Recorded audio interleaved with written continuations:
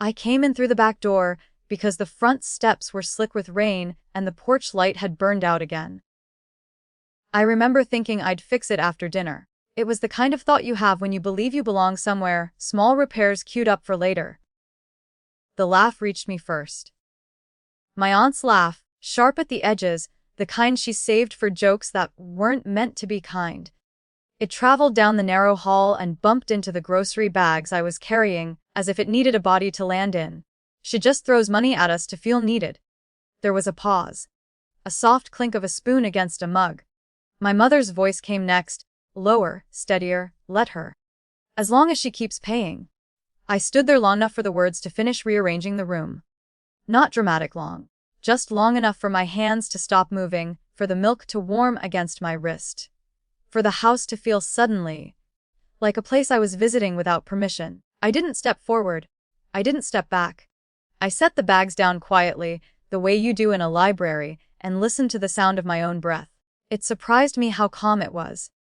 There's a moment after something breaks, when you're not yet bleeding, when the pain hasn't been assigned. That's where I stood, in that clean, stunned space. I thought about the last year, the way you flip through photos too quickly to see faces clearly. Rent covered when my aunt's hours were cut. The electric bill I paid without mentioning it. The joint account my mother and I had opened, just to make things easier. The phrase had felt loving at the time. Cooperative. Adult. I didn't think of myself as generous. I thought of myself as responsible. The difference mattered suddenly. I picked up my purse and went to my room. I didn't slam the door. I didn't need to. The house had already closed itself around me. Packing took less time than I expected. It always does when you aren't negotiating with nostalgia. I took clothes I wore to work, documents I'd learned to keep close after my father died. The laptop with the cracked corner. I left behind the framed photos, the throw blanket my aunt liked to comment on, the spare shoes by the door. I opened the joint account on my phone while sitting on the edge of the bed. The login was muscle memory. My mother had asked me to remember it, just in case. I had smiled when she said it. I was good at being useful. The balance stared back at me, a number built from months of quiet transfers.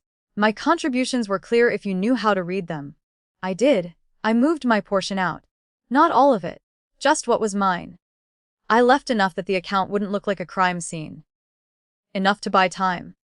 Enough to keep the story from becoming dramatic too quickly. There was no rush of adrenaline. No shaking hands. It felt adminising a file. I zipped the bag. I paused once, because I wanted to make sure I wasn't doing this to punish anyone. I wasn't. I was doing it to stop participating. I left through the same back door. The rain had slowed to a mist. The porch light was still out. I drove without music, the windshield wipers keeping a steady rhythm that felt like someone else's heartbeat. I pulled over once at a gas station, bought a coffee I didn't finish, sat in the car and watched people come and go with their hands full of small necessities. I didn't call anyone. Not because I had no one to call, but because I didn't want to explain something that wasn't up for debate yet. I needed the decision to harden a little before I exposed it to air. By morning, my phone began to vibrate like an insect trapped under glass. At first, it was confusion. Missed calls. A text from my mother asking if I'd stayed over at a friend's. Another from my aunt call me. Then irritation crept in. Why did you move money? That account isn't just yours. We needed that. I didn't respond. Silence has a way of becoming a language when you let it. Around 9, there was a voicemail from the bank. Not angry. Not alarmed.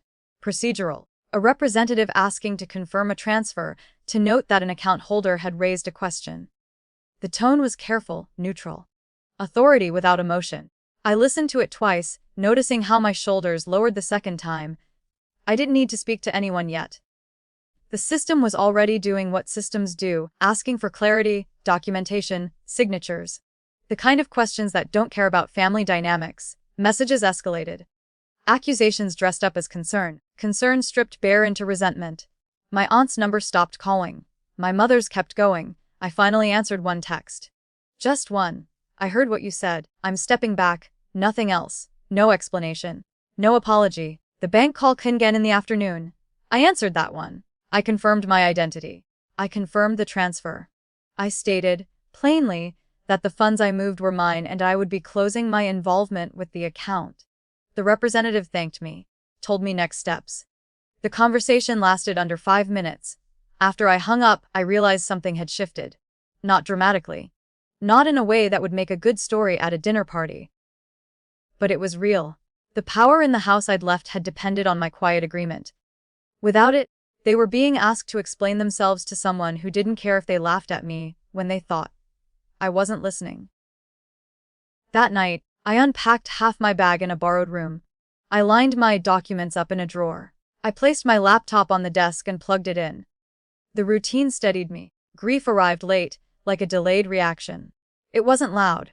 It sat with me while I brushed my teeth, while I stared at the unfamiliar ceiling, while I remembered the version of my mother who had once braided my hair before school. I didn't rewrite her in my head. I didn't turn my aunt into a villain.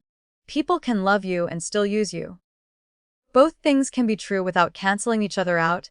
In the days that followed, there were emails from the bank, notifications about account changes, confirmations. There were fewer calls. The tone changed. Less demand. More caution. I didn't feel victorious.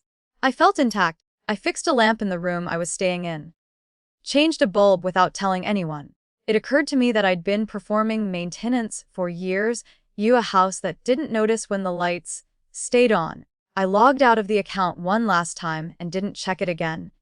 The future didn't arrive with certainty or relief. It arrived with ownership, with the understanding that stepping away has costs, and paying them is cheaper than staying where you're being quietly priced. By the time the porch light was replaced back at that house, I was already somewhere else, unpacking the rest of my bag at my own pace, letting the silence mean what it needed to mean.